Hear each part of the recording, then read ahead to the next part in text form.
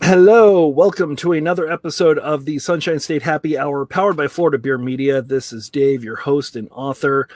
As with me, as always, in front of a white bed sheet this time is my co-host and field producer, Steve. Hello, Steve. Hey, Dave. Yeah. And I know that you are as excited about today's guest as I am. We have with us Pete Anderson. He is the owner and brewmaster at Pareidolia Brewing in Sebastian. He is also the creator of the Treasure Coast Ale and Wine Trail, which kind of goes along the center of the state. It's below the Space Coast, but above the Palm Beaches. And he's also the creator of a brand new website, freethebrew.com, which is something that's been near and dear to some of the things that we've been doing on the blog lately in terms of getting people out and getting them voting, especially as we come up on a very important election to Florida craft beer and the nation in general. So, Pete, welcome to the show. Hi, guys. Thank you very much. Appreciate you having me on. Absolutely. So I guess I'm kind of interested to see what's going on with everybody. I am very lucky to be having a Pareidolia beer as we speak, and I'll let you talk about that here in a little bit. But Steve, we'll start with you because I know you've got a dog beer, don't you? I do have a dog beer. It's called Yoda Potato Strikes Back. It's a very hazy double IPA, and it's delicious. The lemon drop is really nice in it. Oh, that's amazing. I love. That's nice. Some dank beer right there. I love lemon drop. Always a big fan. And then Pete, you have obviously one of your beers. It's, why would you ever come on with anything else? But what are you consuming right now? Oh, gee, I was going to come on with Natty Light. No. I've got our best-selling, it's a New England-style IPA. It's called 32958, which happens to be the zip code in Sebastian. And since when we expanded, we moved into the old Sebastian post office. So this is in honor of the old post office. So everybody around here just calls it zip code. That kind of works. Yeah. And I'm going to need you to give me a little bit of a deal with what I am drinking, because this is Slow Paddle Porter, which you just racked a couple days ago, correct? Yes, that's one of our core beers.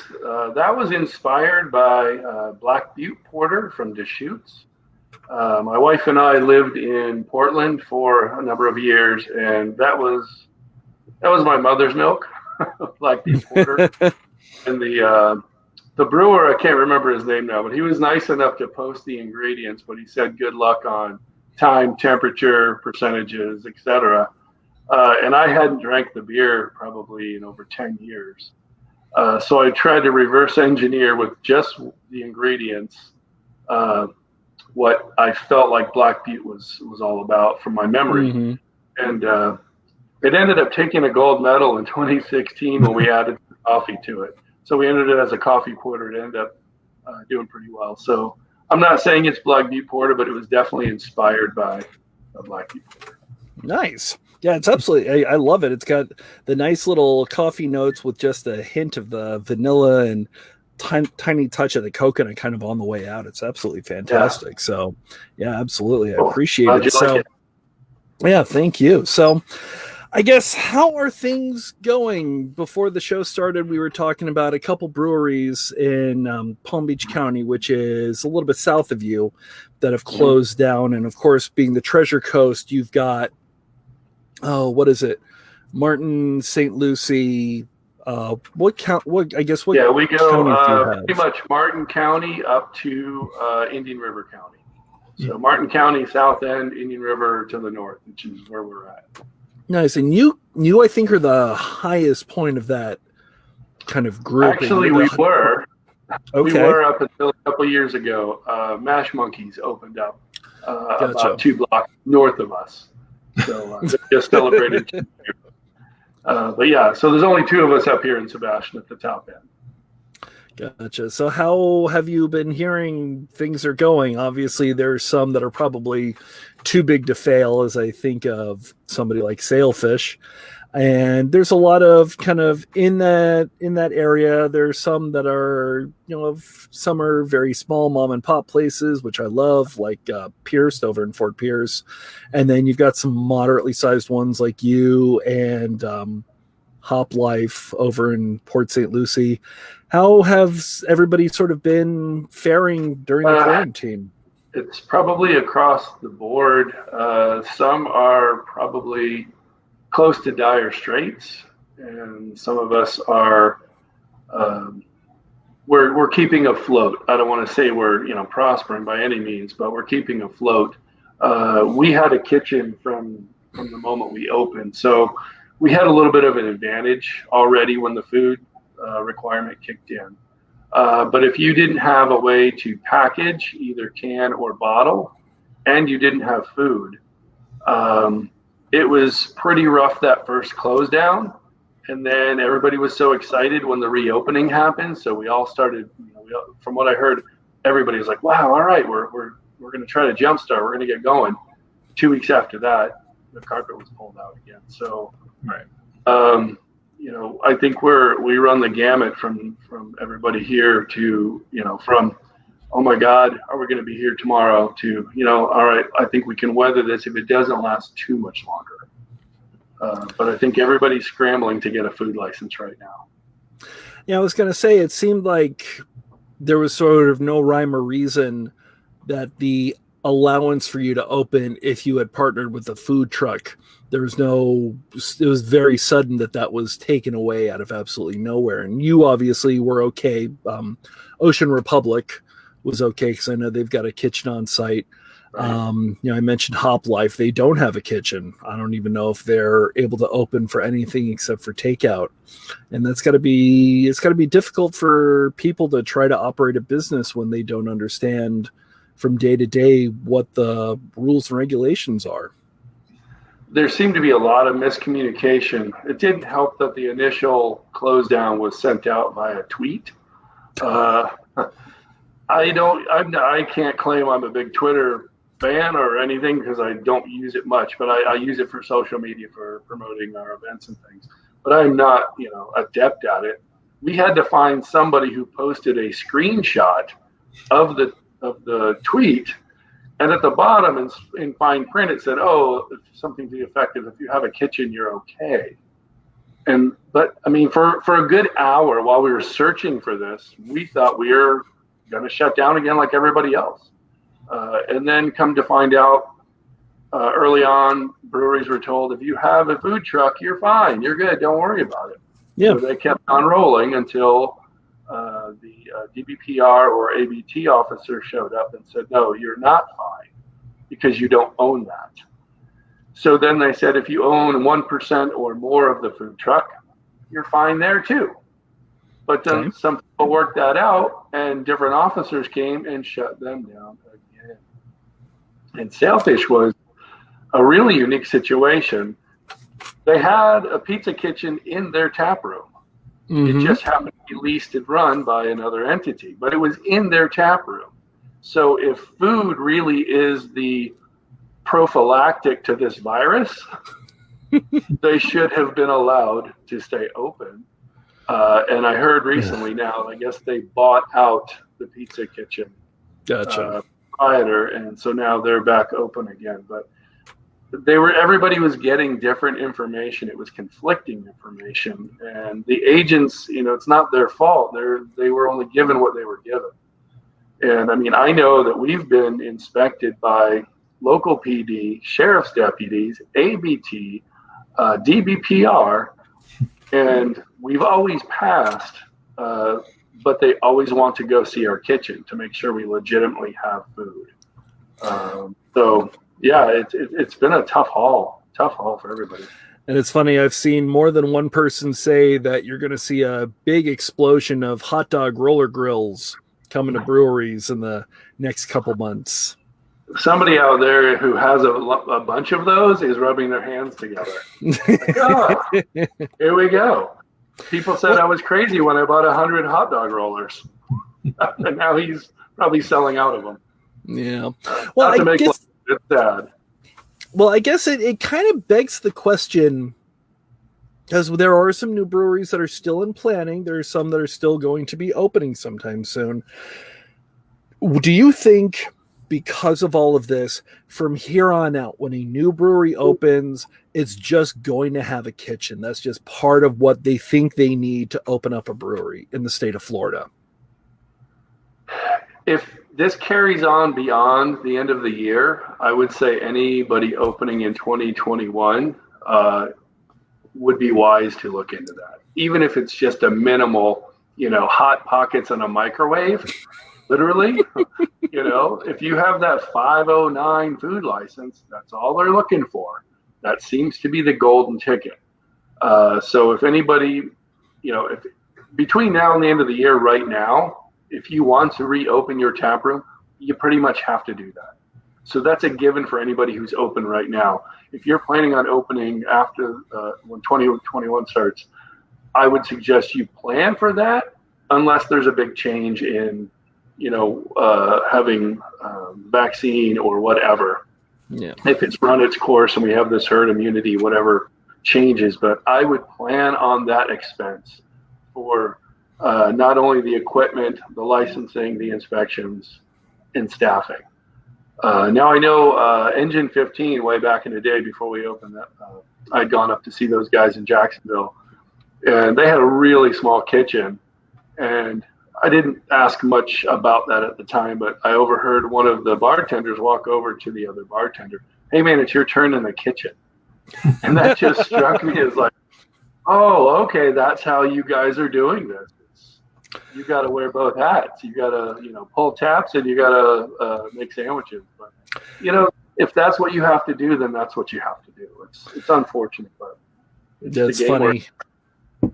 Yeah, it's funny. There's a place up in Lake City that I know Steve and I are a big fan of, Hall Patter Brewing. They have a kitchen on site, and it's one of the owner's sons that comes in after school to warm stuff up and put stuff together. And it's, season's 52. It is not, but it's perfect, and it's kind of kept them going. Yeah, made from a college hot plate. Literally, yes. Right. So Pareidolia specifically, because you have been in Sebastian for years. You said 2014, right? 2014 is when we opened. Yeah, we were the first brewery in town, and I think we're the third one on the Treasure Coast.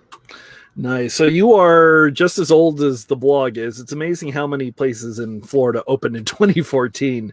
But in that time, I would assume that you have built up such a following in the community that even though you had to be shut down, and even though you have to have reduced capacity, even as we speak, they are enough to sort of keep you going somewhat at the very least.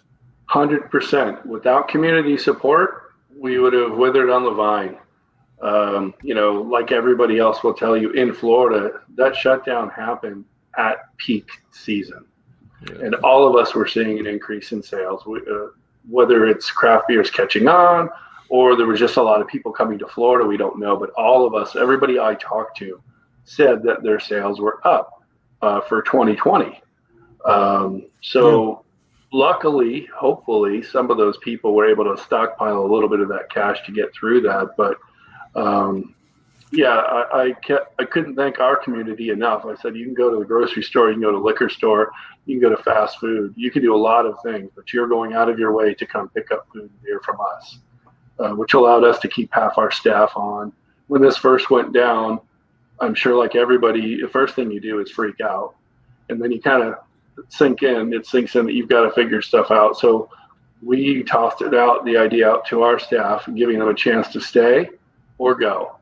And we were lucked out. Half of them said, no, we don't know about this. The virus is scary. We didn't know a lot of information back then, or they had an elderly person at home or something.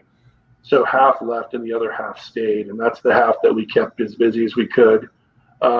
We did delivery for a little bit, tried to do that. That turned out to not be so successful. And it occurred to me after we let it just kind of, all right, let's move on beyond the delivery thing. We were people's getaway, even though they couldn't come in and hang out. Okay. They could walk up to the counter, look around, they hear the music, they see familiar faces, order their beer or whatnot. So delivering just took that away from them. So I think we were getting like 1 or 2 deliveries a day. we would bring another person in the afternoons, and just that's all they would do is delivery for us. But it was worth trying. You have to try it, early on when nobody knew what was going to happen. Nobody knew how long it was going to go on. Nobody knew how serious this was going to turn.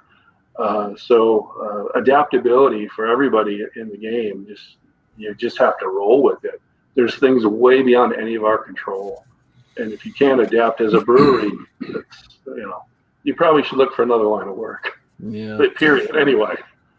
I almost hate to say this, but have you heard a lot of other breweries that are going to be looking for other lines of work because they may not be with us for another couple months? Thankfully, I have not.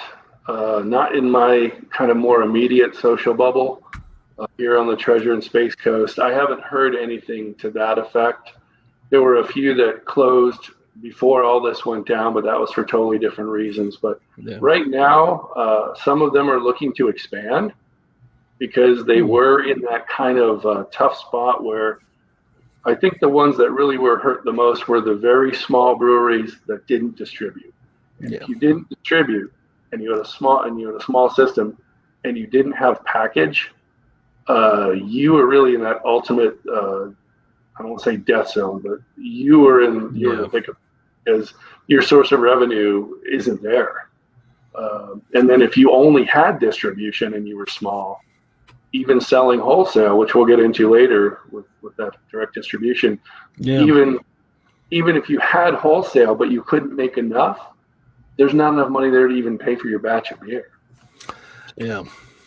I think right now, nobody I've talked to is thinking of throwing in the towel. Not around here. Gotcha. That's good. It's good to hear.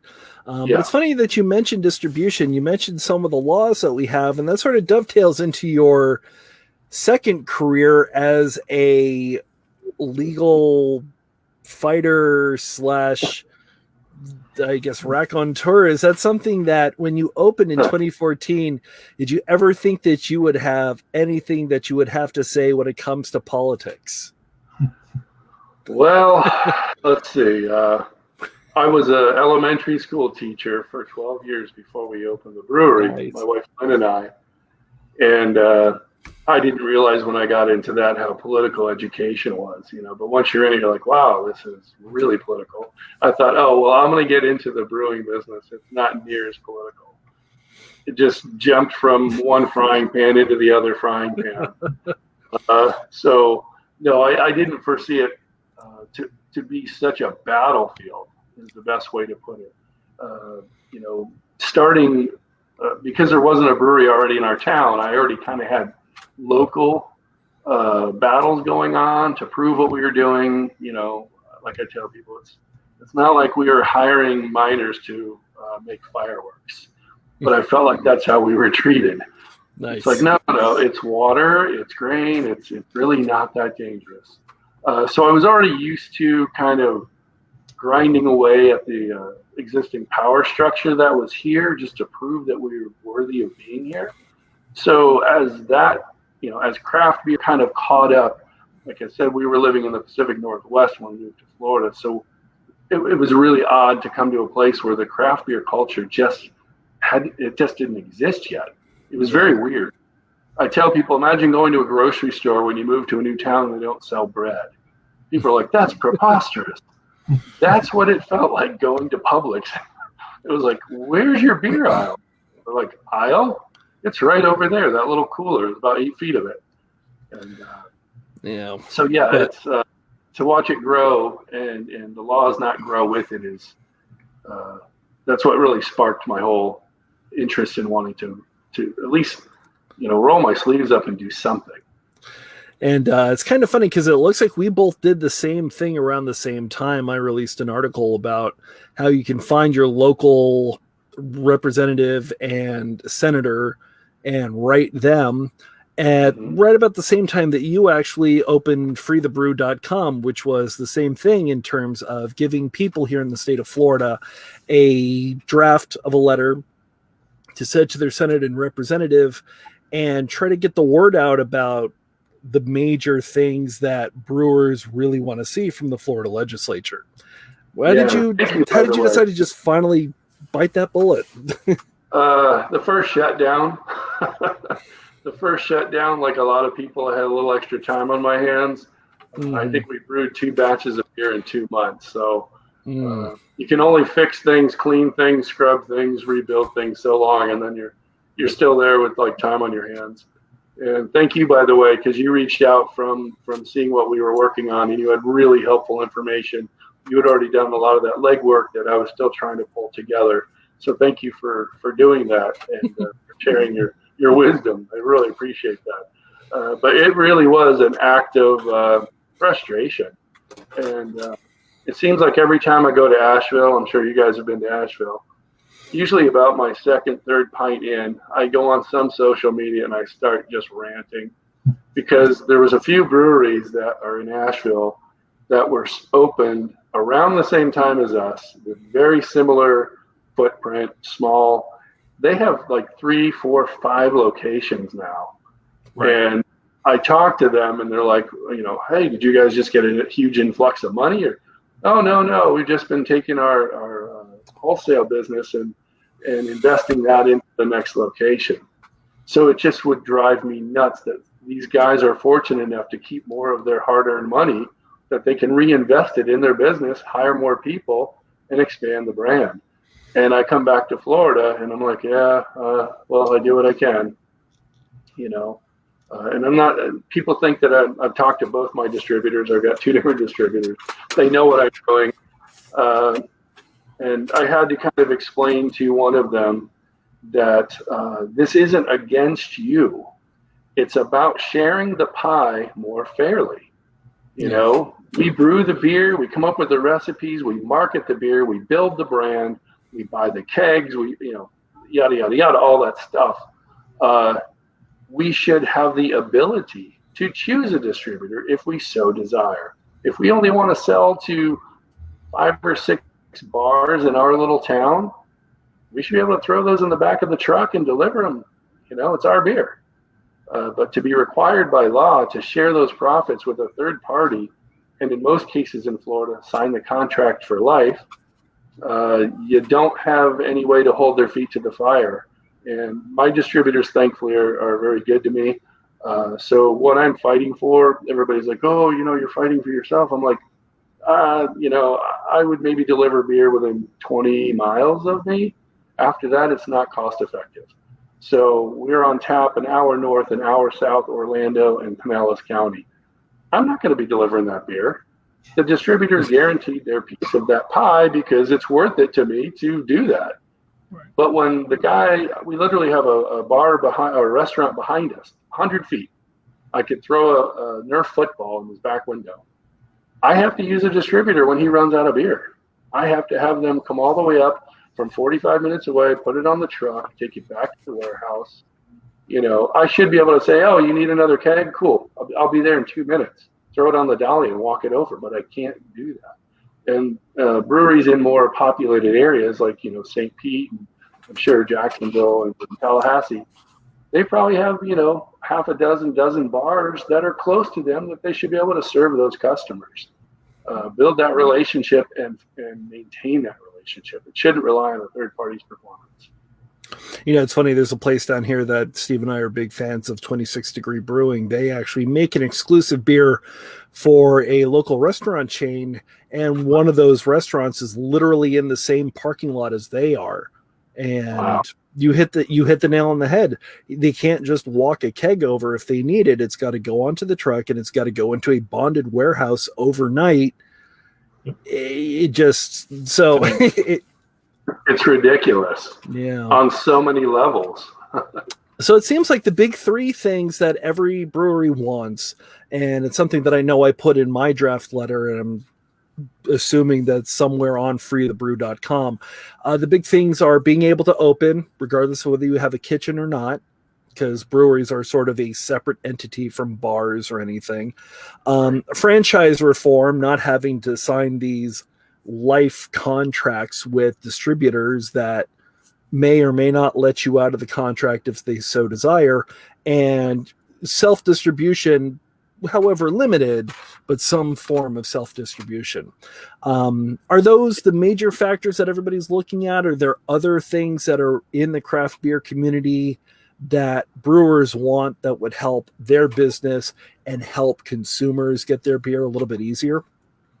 I think those are the big three.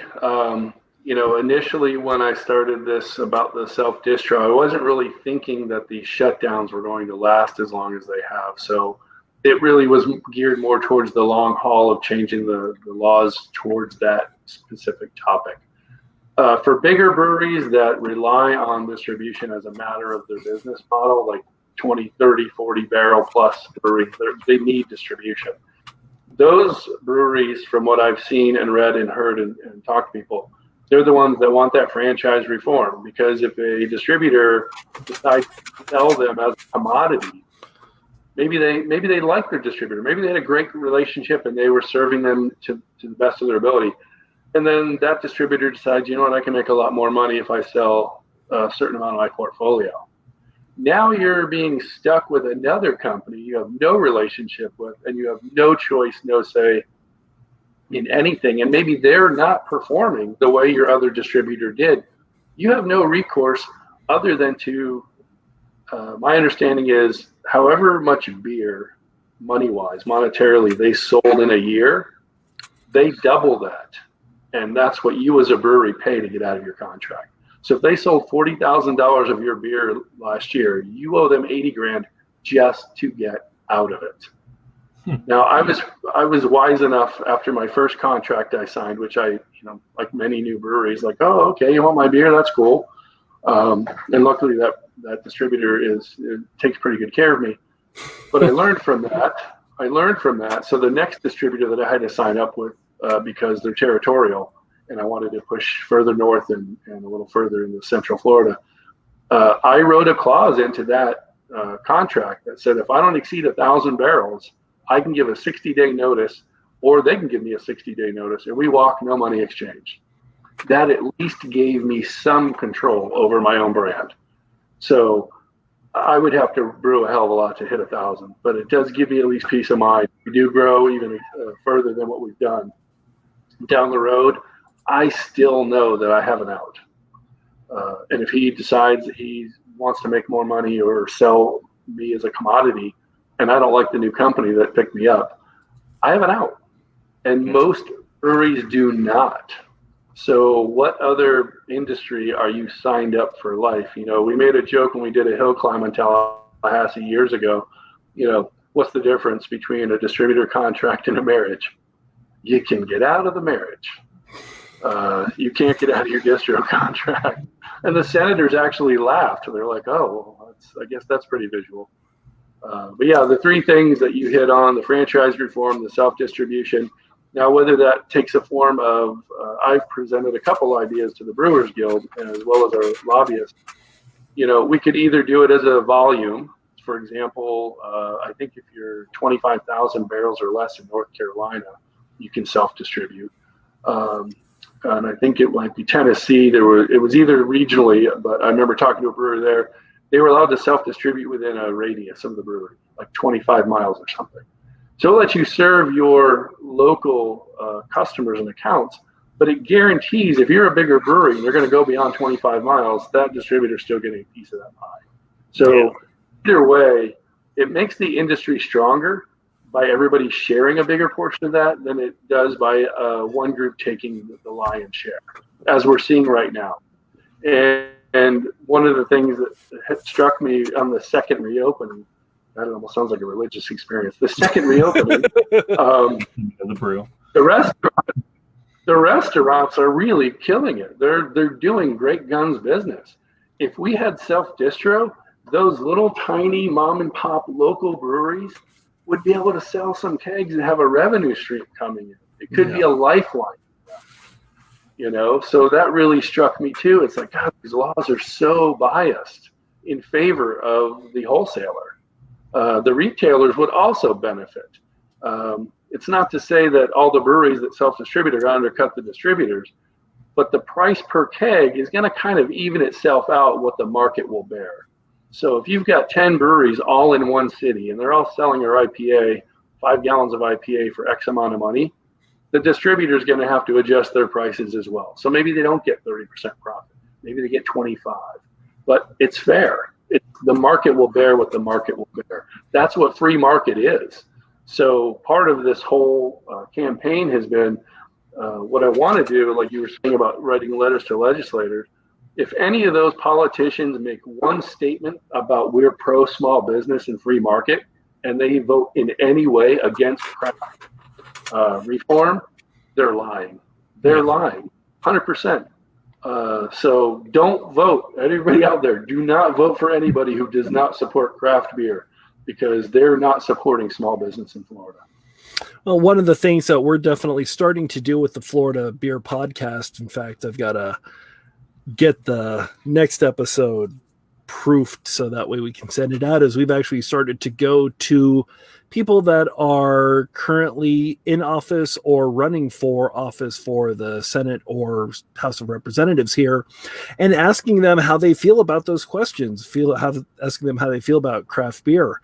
Now that you are kind of doing what you're doing and having to see, have you reached out to the people that are in your area, either as candidates or as incumbents, and flat out asking them those questions, how they feel about these things and whether they are willing to support them when they get back up to Tallahassee in March? Personally, I haven't locally, because Alden, who owns Orchid Island Brewing just south of us, he was on a first name basis with representatives in our area. He contacted me because he's in a bad way that he doesn't have retail. He only has a small system, and he only can wholesale it right now. So he's in probably one of the worst spots you can be in right now.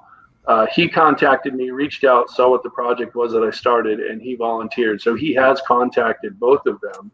Okay. And he's doing another follow-up to see if we can do a little roundtable with them. I've gotten some other names emailed to me as well. So my next step in this project, the first part of it was just public information. People are walking up to me every day just about and saying, hey, I had no idea. And you're right, that is unfair. Once they get into the meat of this thing, they're all saying, why is that? Why can the state tell you what you're doing with your business to such a degree? You guys work hard, People who are into craft beer know what goes into making craft beer. They've done the brew tours. They've seen the brewers coming out sweaty and, smelling like grain and, yeast in our hair, the whole thing. I'm not giving a sob story. We all love what we do, but what other business? Imagine going out and cutting grass all day in the summer in Florida, and somebody's standing there going, "Hey, I get 30% of what you just did." Right? Why? Because that's the law. It's just not cool. We already pay tons of taxes. So, but yeah. So I'm actually right now. If anybody wants to email us at pareidoliabrewing@gmail.com. Or they can email us through the freethebrew.com. If you know a politician that's running or running for re-election that are craft beer savvy, understand impact that we have economically and socially in the state of Florida, email me their names. What I want to do is create a kind of a brochure, something like that. So I think you brought up that idea, like a voting brochure. Here's just kind of a section of the site. Idea. Here's who search for your. It's not difficult to search for the districts that you reside in for both the House and the Senate, and just find here's the number. Here's everybody that's running that supports it, and it's the 12th of August. In a couple of weeks, we're going to have the primary. So that way, by the time September 1st rolls around, you will know who is running. Right. Exactly. Who the big players are. And November 3rd is election day. So definitely there's no time to lose when it comes to getting ready for this. And now more than ever, if you are supporting Florida craft beer with your dollars, now you can also support it with your vote. So definitely thank you for creating the website. And I know Steve and I will be more than happy to support in any way that we can. Thank you very much. No, you've really offered a lot of good information. I pulled this out of the air. I didn't know where to start. It seems so daunting, and that's the first thing I was getting from everybody is there's so much money comes in to fight this. From, we won't name those entities, the entities that own 70% of the world beer market. They go by initial. So much money flows into campaigns from these big, gigantic, industrial entities. But that doesn't mean we shouldn't still fight. I mean, I'm 6'5", but I don't go around picking on little 5-foot people. If anything, hey, you need me to reach that on the top shelf? I'll save you a trip. Here, I'll get it for you. I know that's a stupid analogy, but just because you're big doesn't mean you have to stomp on everything around you. Yeah. And I feel like, you know what, go ahead and stomp, because I'm just going to dart and dodge and deflect and keep going until there's either change or I just ran into, a brick wall and there's nobody lifting me over it. I just feel that strongly that this is not a fair setup for craft beer in Florida. Yeah. It also comes to how do you fight this? I just pulled a stat up that says a certain unnamed company puts roughly $500 million into lobbyists in Washington, D.C. every year. Like, how does local craft fight that? Well, I was talking to somebody who was a politician locally, a very smart person, and I picked his brain. He said, it was pretty obvious. He said 2 things motivate a politician: re-election and election. Pretty much it. So money drives both of those things. Well, money is only half that factor. The other half is you need people to vote for you. So we all heard stories about, so-and-so outspent the other opposing party by 3 times and still lost.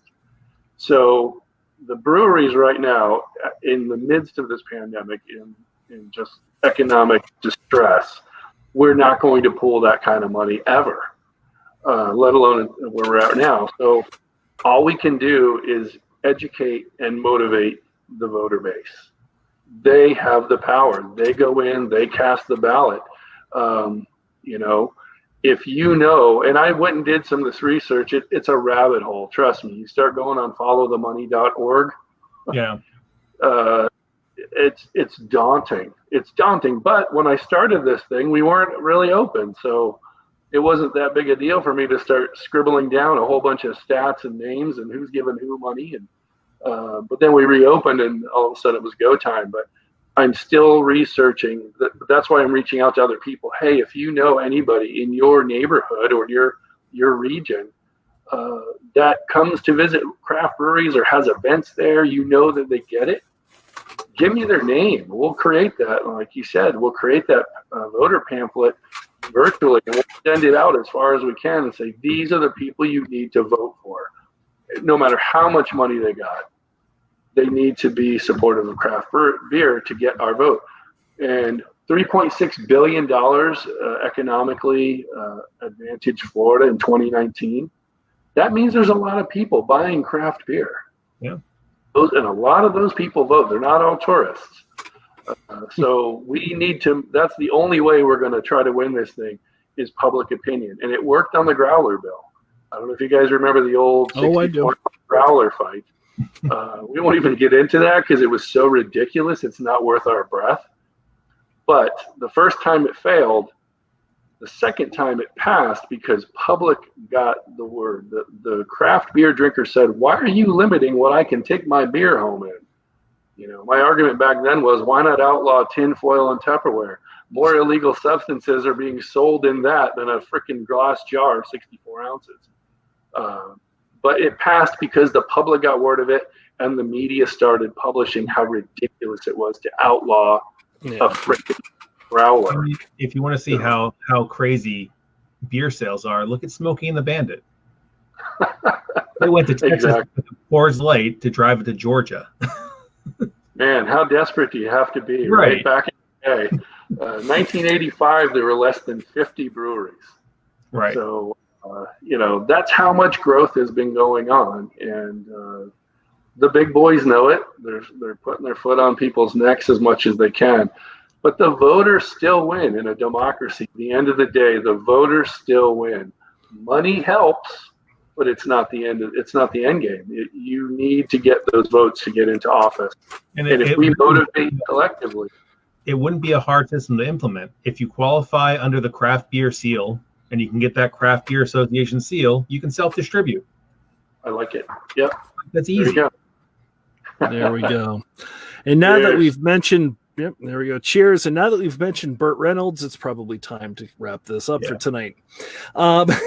Pete Anderson from Pareidolia Brewing, the Treasure Coast Ale and Wine Trail, and very importantly, freethebrew.com, which sounds like we're going to be putting a little bit of work into here in the near future. Thank you so much for coming on the show today.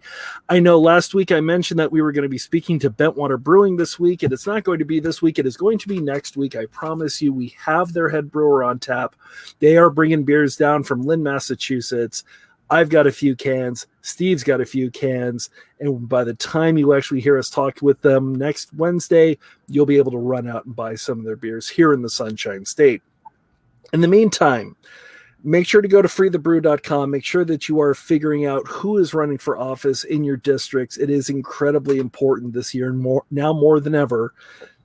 And if you have any other questions, take a drive out to Sebastian and go visit Pete and his team. Pete Anderson, Pareidolia Brewing, thank you so much for coming on the show. Thank you, guys. You're welcome. And we'll see you all really next week. appreciate it.